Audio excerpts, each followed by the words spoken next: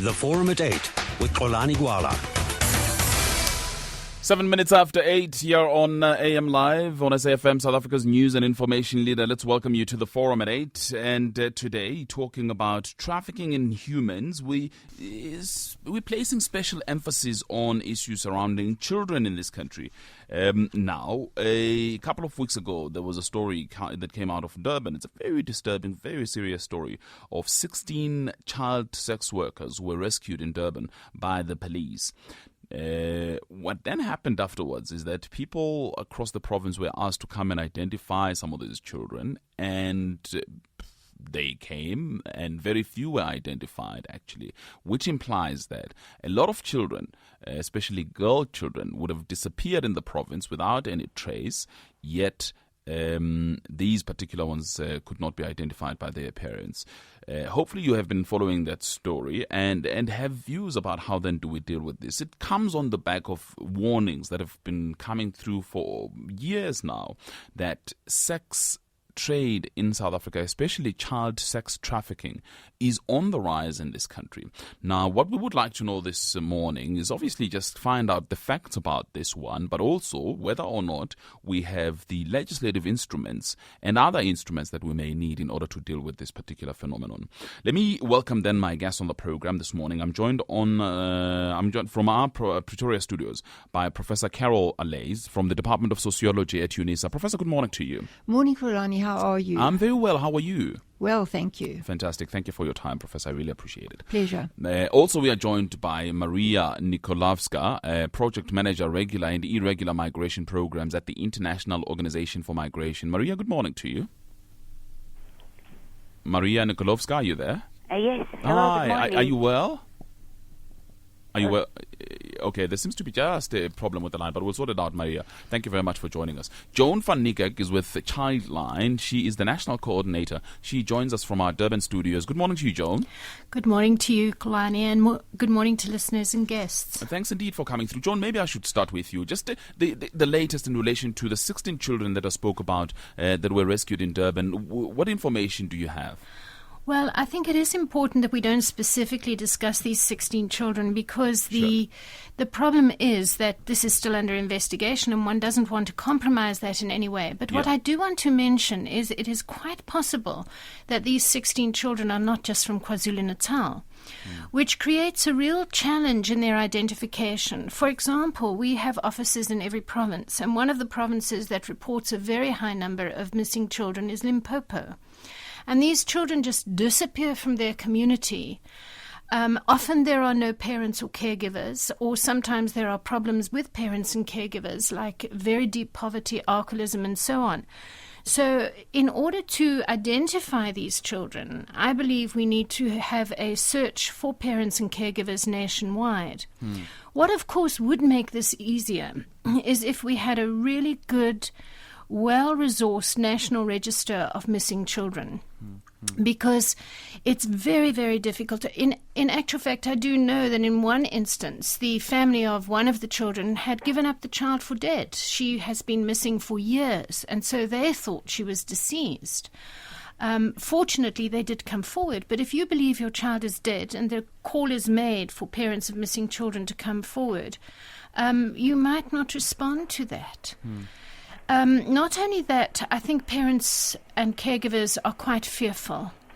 They're fearful sometimes of some kind of retributive act on the part of the traffickers because this is an area in which intimidation is rife. And they're also fearful of what will their child be like? Will they be able to cope with this child if it is their child? Will the child ever be able to be reintegrated back into the family and community? So there's a lot of anxiety, a lot of fear. But Joan, is there any other reason to believe that these children disappear for any other reason other than trafficking? Or should we conclude that they disappear simply because of this phenomenon of trafficking? Well, sometimes children abscond and are picked up by traffickers. And so may have had very difficult relationships with their families before they were actually trafficked. But the other thing that we have done research on as an organization in association with the Human Rights League of Mozambique is the movement of children for the harvesting of body parts.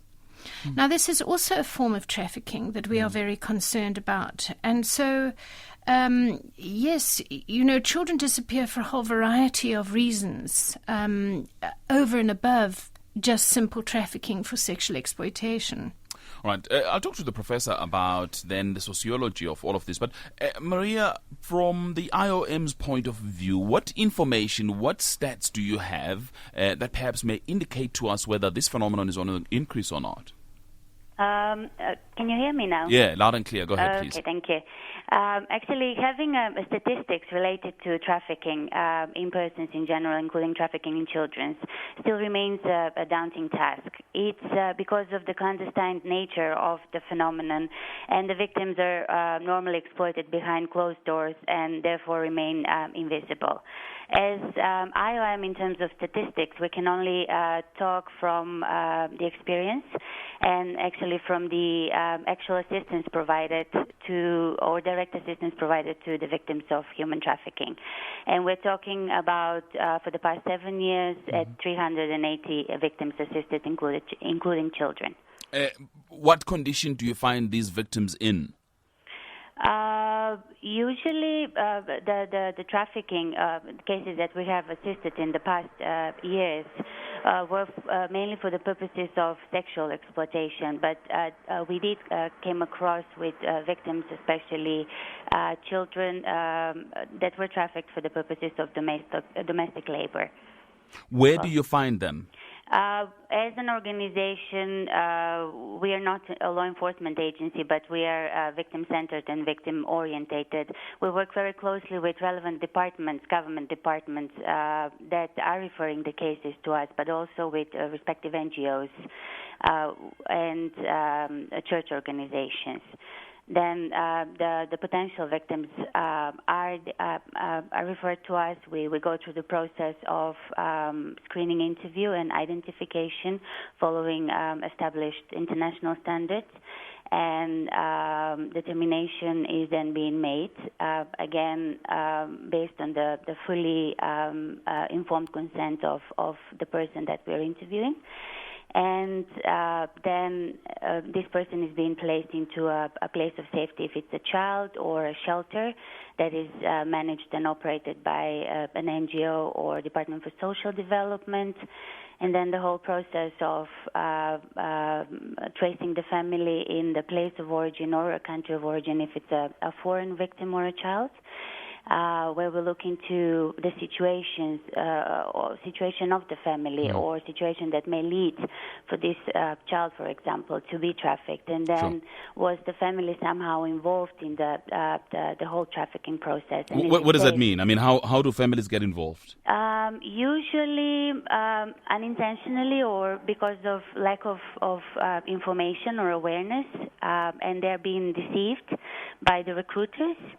And like a well-known person in the community will go to a mother and say, I can provide a better education for your child, or maybe a job that will pay a certain amount of money.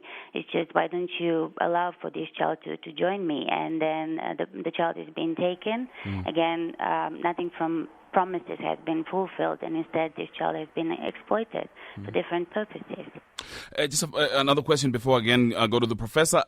Do you find that most of the people that you have interviewed and spoken to are locals? In other words, are they South Africans, or are they coming outside from other countries? From our caseload, the majority of the cases are the foreign victims of trafficking, though we have dealt with South Africans as well. And again, that's not really an indicator that trafficking for different types of exploitation of foreign victims is on increase or is the major problem in South Africa. I want to emphasize that again, that leads into maybe a lack of identification systems or processes throughout the country, and maybe not having enough knowledge that the trafficking actually is happening in South Africa, and the South Africans are targeted as well. Okay. All right. Professor, let me bring you in then. Please talk to us about the work that you do in this area. Well, I've been interested in trafficking for a number of years. It just caught my attention when someone asked me to write a paper, and when investigating was just horrified at what I was seeing, how many countries were involved, which is virtually every country in one way or the other. But just to get back onto why is trafficking happening, and first of all, it's generally acknowledged to be a crime that generates quite high profits, and there's a very low risk of detection. And of course, trafficking covers a multitude of crimes, and some of these have been touched on by Joan and Maria. It's the trafficking for sexual exploitation, the removal of body parts, organ trafficking. There's also, of course, pornography and labor trafficking. Most of the research attention has been focused on trafficking of women and children for sexual exploitation. One has to look at the push and pull factors, or the demand.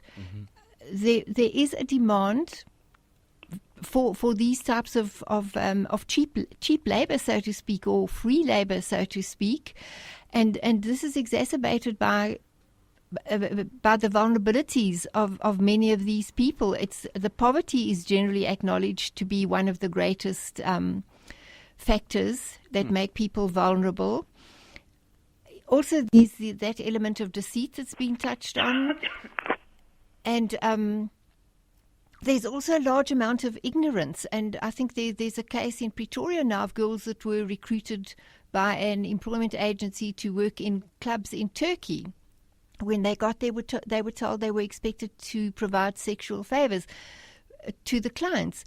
Here, we're not talking about poverty as a driver, but certainly of ignorance and deceit in recruiting as well. In recruiting, yes. But let's talk. One of the things you say is, of course, profits, low rates of detection. Does that mean that the police are ineffective in dealing with these crimes? I don't think that they're ineffective. I just think that a lot. It's very difficult to identify a crime of trafficking, and I think there's been a lot of training, but not. There needs to be more training of law enforcement officers, prosecutors, to deal with trafficking. I think, as I understand it now, there is also no mandatory obligation by social workers to report a crime of trafficking to the police. I think a lot more training, but what has been encouraging is I've been seeing more and more reports in the media of suspected trafficking cases where these cases have been identified as possible trafficking cases, whereas before a lot of them were simply reported as cases of sexual abuse, prostitution, labor exploitation, or whatever. So I think that a lot of the anti-trafficking advocacy that was done in the run-up to the World Cup, unfortunately, we didn't have the numbers that were predicted, but a lot of the advocacy has made people all aware. So I think we need a growing awareness of the problem, more training. But does it really deal with the problem? Because ultimately, the courts must also be able to deal with these matters. You may have a society that is very well aware, but you take the matters to court, the legislative environment perhaps may be lacking or not ready to deal with these matters. They are already there, although we don't have the overarching legislation there. I think, as Maria pointed out, there's a provision of trafficking in the Sexual Offences Act, also in the Children's Act. There are also a number of other laws under which trafficking offences can be prosecuted. It is just a matter of proper investigations, of awareness, training, proper investigations of both law enforcement and prosecutors. All right. What I'll do, though, also is that I'll open the lines here on 0891 104 208, 0891 104 208. Let's share experiences here. What are your experiences? And, of course, do you find that the country is able to deal with this phenomenon? 0891 104 208. I'll also be taking emails at gwalax@sabc.co.za, gwalax@sabc.co.za, and SMS is at 34701. Joan, I would like you to comment on the issues surrounding policing of this matter. First of all, I do want to mention that social workers are compelled to report any crime against a child. Once they have completed an investigation, if they find that a crime has been committed against a child, they are mandated to report. And every citizen, which is inclusive of any professional, under the Sexual Offences Act, has to report any sexual offence against a child, which would include sexual exploitation as a result of trafficking. One of the problems is, though, that there is not a lot of confidence in the criminal justice system. And we do have situations in which children are turned away from police stations, in which we sometimes find it difficult to get a police response to a crime against a child, which might include a trafficking crime. Having said that, there are policemen and women out there who are amazingly dedicated in their duty. But we do really struggle sometimes at station level. And I agree that a lot of training has taken place. One of the issues is, though, it's often the senior people in a station that go off for the training, and the information does not filter down to the policeman who sits behind the desk in the charge office. And so training has to filter down to the very front line of policing. And then it has to be accompanied by good management and mentoring, because training on its own is not enough. This is what we find at policing level. And we would like to see far more mentoring and far improved management of police people who accept reports. Because it is true, often when children report a crime, they report how they view the experience. So they will not say, I have been trafficked. They will say, I've been taken by this uncle into his house, and I'm made to clean the house, and I don't go to school, and sometimes he takes me to bed with him and does sexual things to me. Now, you need an investigator when that crime is reported who can pick up on all those cues and explore the possibility of trafficking. Okay. And this also requires a police officer who can communicate with children. Okay. Let me take some calls here. There's Linda in Durban. Linda, good morning to you. Good morning. Hi. Good morning, Joan. How are you? Good morning, Linda. Linda, I believe that you may have been involved directly with that case in Durban. I'm not sure how much you can tell us about it, given the fact, of course, that it is a sub judice matter. It's very difficult to disclose all the details of the matter. Just to say that we've been working very closely with the police, and we find that these girls have been very, very traumatized. But right now there's heightened activity from family members, from families throughout the country, to actually be reunited with whom they believe could be their children. That hasn't been very successful so far. We haven't been able to actually integrate many of the kids with their families. But just to also say that most of these children were very dependent on drugs like heroin and cocaine. And as a result, it was difficult to really commence proper counseling as a result of their dependency. And most of these children had to go through a period of being detoxified. What sort of ages are these children? Well, the youngest child was 12 years old. 12 years and old. Unfortunately pregnant as well. I say what? Unfortunately? Pregnant. Ooh. But are they assisting in identifying the culprits? Well, 4 people have been apprehended. Yeah. And one of them, they were in the vicinity, there were owners, there were people that were part of the syndicate who have been identified. And that's how far it has been investigated.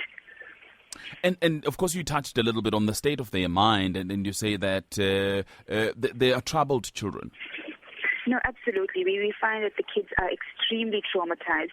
Lots of these children have been taken away with no hope of being reunited with their families. They've been so harassed and threatened, taken away all of their means and possibilities of being reintegrated have really been devastated for them. So they've actually been very isolated from everyone that they know. And also they've been traumatized and raped to such an extent, physically assaulted, emotionally traumatized. So they have been very devastating impact on these kids. Just a final question. What do you think we as a country do not know that you found out from talking to these kids? What sort of insight would you like to share about this phenomenon? Well, I think, trafficking is a very complex phenomenon for us. And we find that when these kids are kind of taken away. They're in different situations. They're abducted. They're also taken away and drawn to particular situations that may seem more lucrative and more feasible and more attractive to them. So the whole concept of deception is definitely rife in the situation. But the other concern is, we would see a seemingly innocent situation that exists in our community, and people don't know that a situation of trafficking exists. And so although there's a lot of awareness and information around trafficking, it's very difficult to pinpoint because it's such a hidden issue. And so when a person in the neighborhood sees this, they may not see a situation of trafficking. So it's really, really important for people to really delve and to see if they can report a suspected situation, because that's the only way we can uncover. There's so many situations like this, but it somehow seems to be getting lost because we don't know how to actually cover or disclose these kind of circumstances. Linda, I thank you very much. Linda in Durban, thanks indeed for the call this morning. Let me go to Maritzburg now. Daniela on the line. Daniela, good morning. Good morning, Xolani. Hi, welcome, Daniela. Thank you. I know a mother of one of these children, and I've got two things that I wanted to say. One is a question. Mm-hmm. First, just to say that it seems like people are not necessarily aware that in this particular case, from what can be pieced together, this little girl was actually abducted first and then fed drugs. And she began to change. And then one just thought she was being naughty and why was she running away and all this kind of stuff.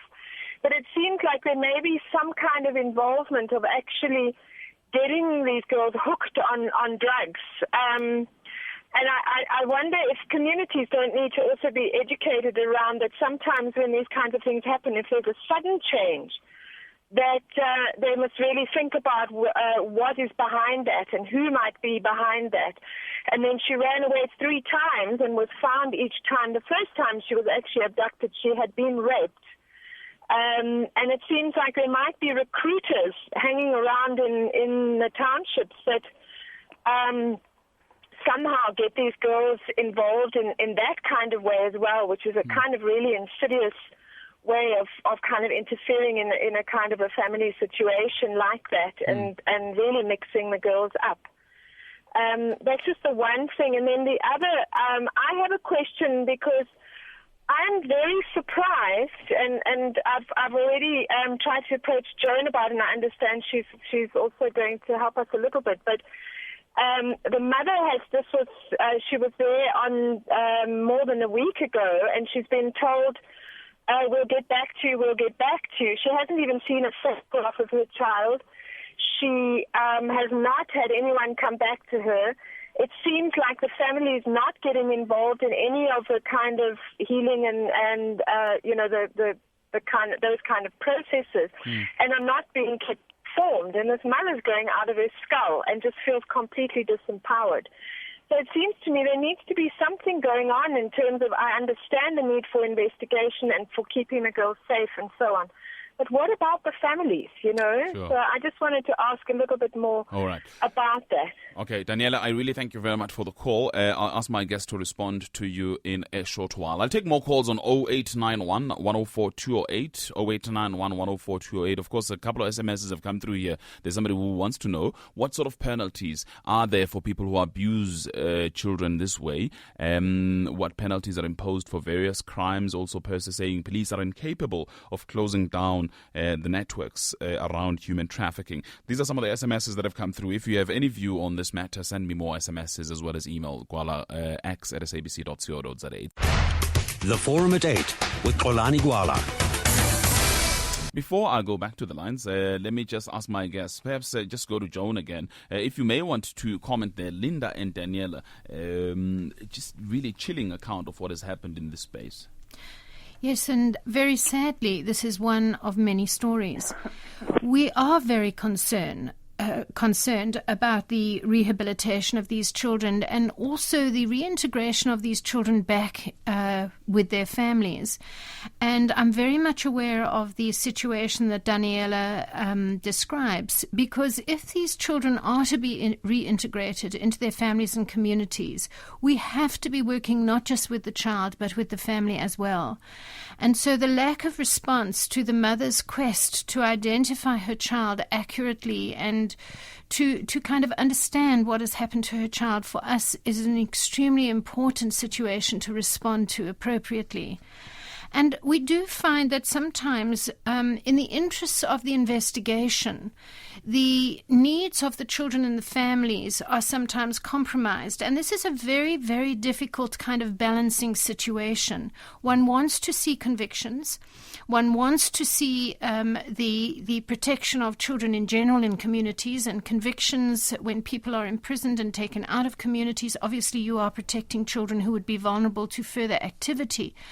But, one has to do this in such a way that the rights of the child and the rights of the families are also recognized and protected.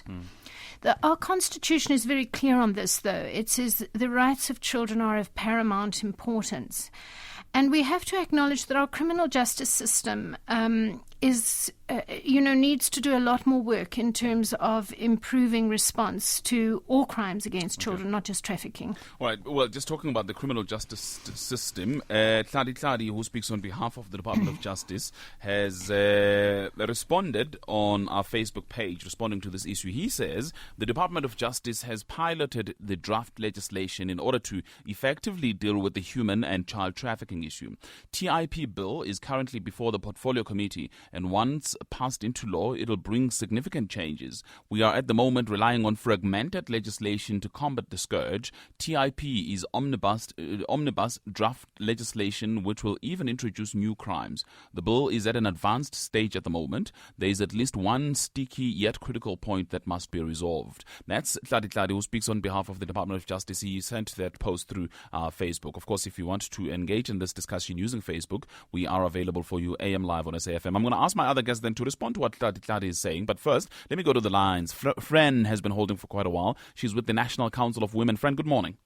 Yes, hi, Xolani. Welcome. I was actually asked to speak to the Wits medical graduates on Monday of this week on the disappearance of the sexual offences courts, because these are absolutely vital when it comes to the cases that involve children, because you have CCTV cameras, separate rooms for the victim and for the perpetrator, so that the victim doesn't have to meet the perpetrator in the courts.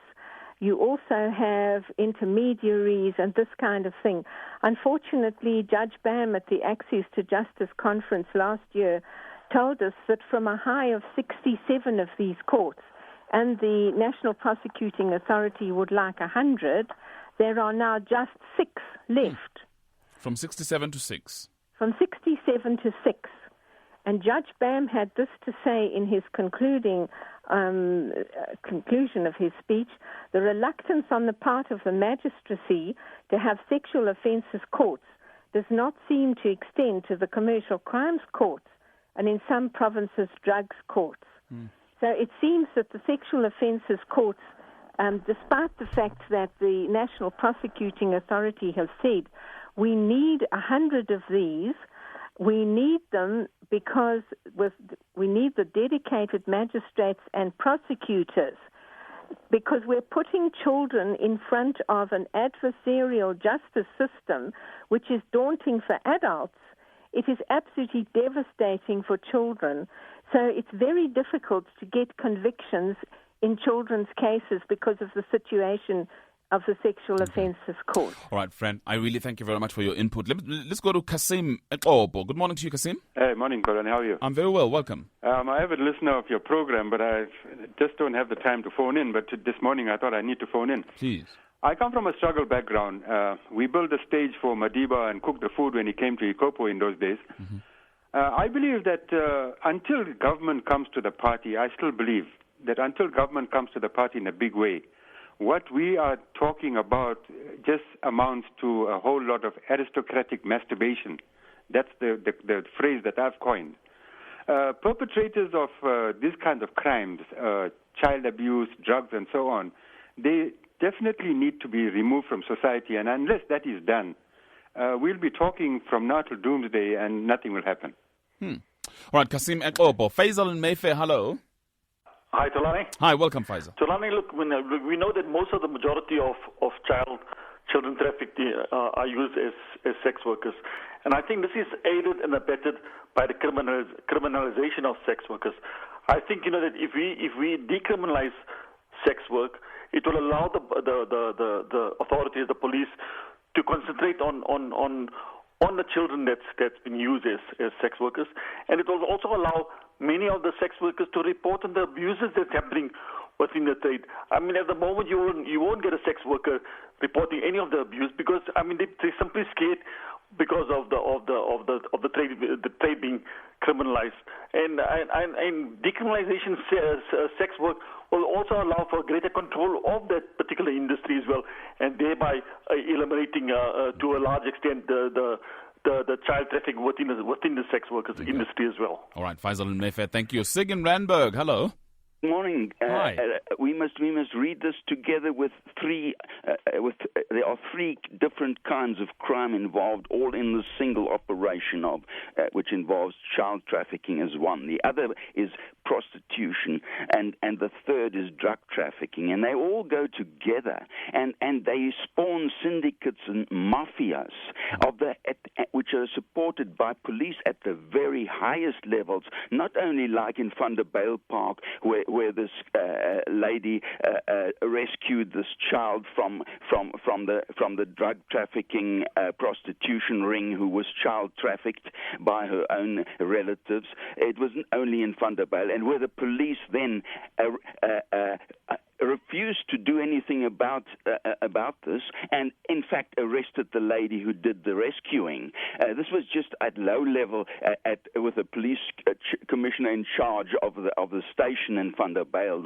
He was the crook, I firmly believe. But this goes all the way up to our highest police, because they imported this Czech mafia and the Serbian mafia, both of them wanted in their own countries for murders and worse, and we let them into the country without a visa, without anything, and we kept them here. They are still here, and they have murdered our own local mafia chief. Lolly Jackson was murdered by these killers, and there's half a dozen other deaths which have been associated with them. Okay. And the police are at the core of this, because this could not have happened without the police at the highest level, because they let them through our airports without a passport or anything.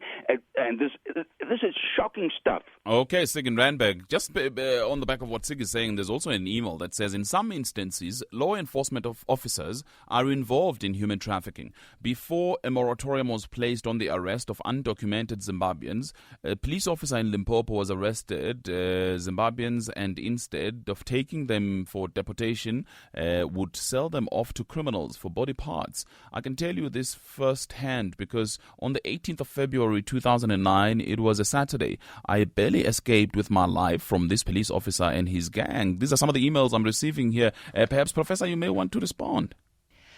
Yes, Xolani, that unfortunately collusion, official collusion, does oil the wheels of human trafficking. The people turning a blind eye, being paid off, producing false ID documents.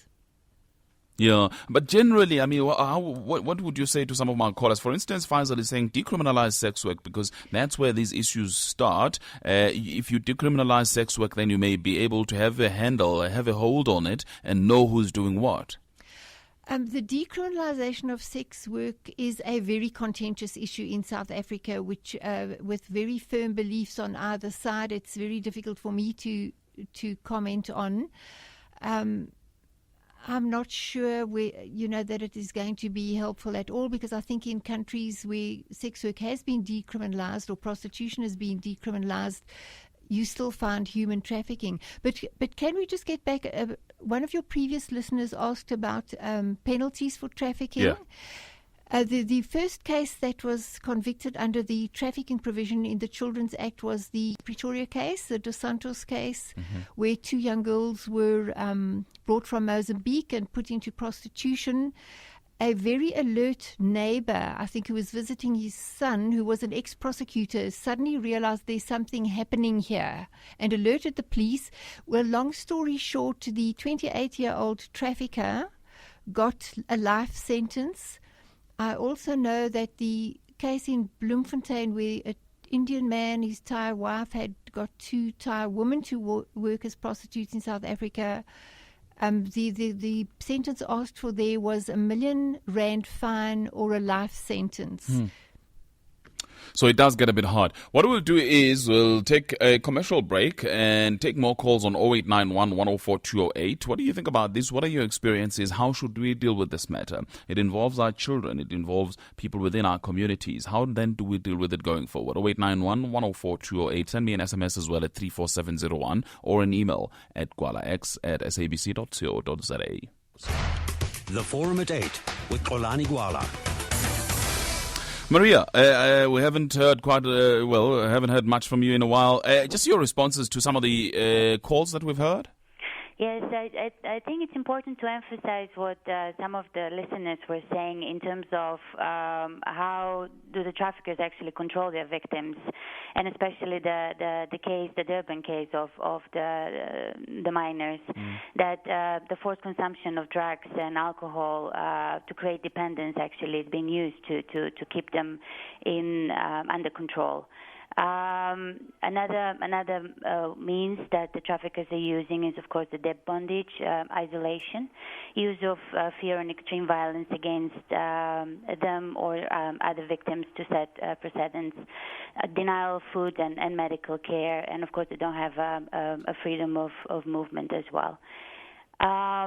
Also, what I think it's important to emphasize, and it's been said through the conversation and through the calls, is that the need for reaching out to communities, the awareness raising of the communities, targeting the families, the parents and the children, just to talk more about this issue, how one can become a victim, and again, what are the consequences, both to the person that finds himself or herself into a trafficking situation, but also what are the consequences to the families and to the community.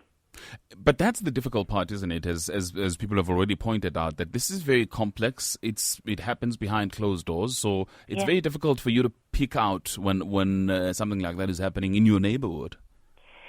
Again, I think we should probably refrain from trying to investigate trafficking. It's the point of awareness raising is just to learn from the past experiences and cases, and then just to keep the information flowing that this might be happening, and then to refer if there is a suspicion, to refer to the relevant departments, government departments.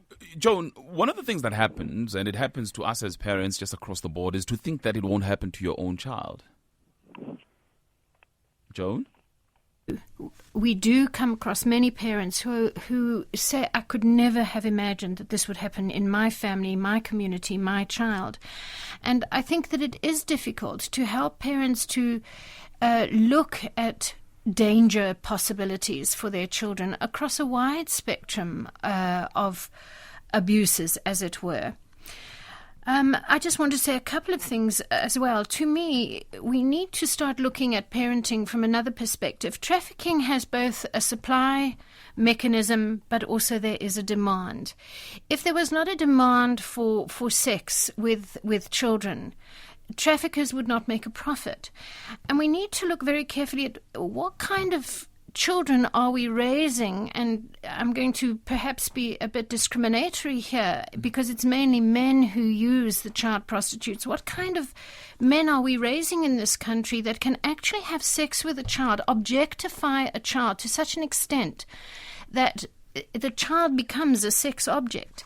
And I think we as parents have to think very carefully, how do we raise our boy children to truly respect the sexual rights of other human beings and to enter into relationships in which sex has an entirely different meaning in terms of it being treated respectfully when you are engaged in a sexual relationship with another person.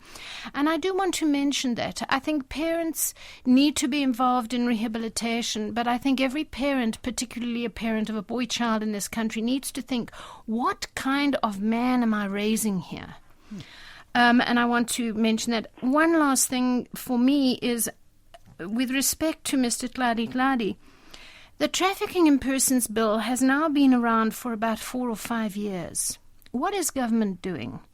We need this now. We don't need to carry on and on waiting for this bill to be passed through Parliament.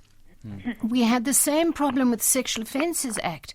The new Sexual Offences Act is not that adequate. We would like to see much further changes. It took 12 years to pass the Sexual Offences Act from the point of the Law Commission Project Committee being appointed to the final passing of the Act. And we see the same dragging of feet with the Trafficking Bill. What is government doing? Why aren't they fast-tracking something that is so vital to the care and protection of children and also of adults? Just on that note, of course, also Stephen Kanyaho on our Facebook page says no comprehensive legal instrument is in place here, and that in itself makes things very bad. Police are colluding with brothel owners. Children as young as 12 years are slaves in most famous brothels in Hillbrow, Sunnyside, Cape Flats, and so on. The thing is, South Africa is too soft and open to most criminal activities. Stephen Kanyaho on Facebook. And an email from Prophet OJ says, many years of experience on Satanism, witchcraft, demonology, has drawn a conclusion that satanic spirits are at the center of this multi-billion underground international business called human trafficking. It calls for effective public awareness on the Satanism as well. Many victims are spirited before they are used. Prophet OJ on email. And in SMS, death sentence for human and drug traffickers. They kill families. There is also another one that says, I think government wants to betray us by counting the most slavery practice. Do research.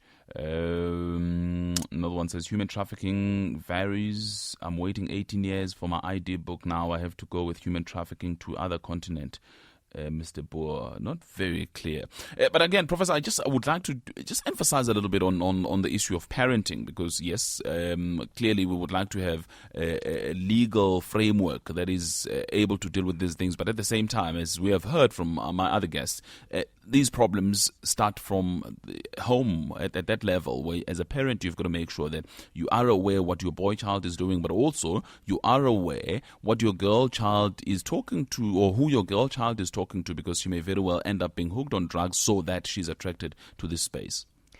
No, absolutely. The parents have to take some responsibility to be aware of potential situations. I would like to see more advocacy in schools, but also just to pick up on something that Joan alluded to, is the users of the services. Most of the anti-trafficking campaigns and that I've seen sort of target communities, are about victims, victim protection, victim assistance, awareness raising, but I have seen very few campaigns that actually are aimed at the users of the services. I know that England had quite an effective campaign where they put up posters in pubs, but I never saw anything. I'm not aware of anything similar in South Africa targeting users of services. Maria, is there anything like that in this country? As far as I'm aware, no. I don't think that it has been sufficiently explored or. Is there any reason why you think we're ignoring that element of this phenomenon? Again, I think it's probably a matter of, establishing an approach, and I believe it's just the thought of let's concentrate and inform the victims, and very few actions have been done or activities have been done targeting the other end, the consumers actually, or the one that are using the services of exploited victims, especially in the example of trafficking for the purposes of sexual exploitation. A couple of SMSs. Terry says, why do we use terms like trafficking? We should call it what it is, and that is slavery. Another one from Andre says, we rip the whirlwind when we undermine traditional values with the consumer culture. That's Andre. Just picking up on that one, perhaps, Professor, is it what we should be doing, that we should deal with matters and call a spade, call it slavery? That's what it is. It is often referred to as the 21st century form of slavery, but Rose, by any other name, it's in all the UN conventions, it's been referred to as trafficking, and Final email before I get closing comments here. It comes from Aubrey Marudu in Pretoria, who says, our children should be educated about this in school. Visual aids should be used to instill fear in them regarding the consequences of drug use. Also, they should be discouraged to engage with strangers in social networks. This makes them vulnerable. And that's how we will deal with these matters. That's according to Aubrey. Just in wrapping up then, Professor, where should we be going? What should we be doing in order to deal with this phenomenon in this country? Well, it is a cross-cutting social problem, so there are many things. We have to step up prosecutions, I think, for a start. There has to be more training of everyone who in the chain that deals with victims of trafficking. I also think that a lot more awareness raising has to be done. Yeah. Maria? Yes, I agree with Professor Elias. Everybody, all of us, the organizations involved, the departments, but the public as well, just needs to continue with this awareness raising activities, including media as well, that has a really crucial role in all this, and definitely continuation of a specialized training, then looking into having, again, the departments, different departments and NGOs start working together actually, and putting what they've learned on the training into practice. And Joan? Well, more education at every level. Children, families, communities. More effective investigation and prosecution. And we really need to accept that there's a need for multidisciplinary teamwork inclusive of the NGOs. And one of our sad realities in this country is our intersector committee on sexual offences, which would include trafficking issues, only consists of government departments. Civil society organizations are excluded. And I think that's very unfortunate because we need to work as a team. Also, more primary prevention at the level of parenting. And I know this is long term, but if we raised our children differently in this country, I do believe without any form of violence, without any form of exploitation or harm to a child within the home, we would be raising citizens who would accept that exploiting children in any way is totally unacceptable. All right, we've got to wrap it up then at this time. I really have got to thank you all for coming through this morning. Joan van Niekerk, as usual, thanks indeed, joining us from our Durban studios. We really appreciate your time, Joan. Thanks so much for flagging this problem, Xolani. Much appreciated. Maria Nikolovska, Project Manager, Regular and Irregular Migration Programs at the International Organization for Migration. Maria, thanks indeed. Thank you very much for having me on your program. Much appreciated, as well as Professor Carol Alays, Department of Sociology at UNISA. Professor, nice talking to you this morning. Thank you, Xolani. It was a pleasure. Much appreciated. It's a pleasure. Much appreciated. It's a pleasure. Much appreciated. It's a pleasure. Much appreciated. It's a pleasure. Much appreciated. It's a pleasure.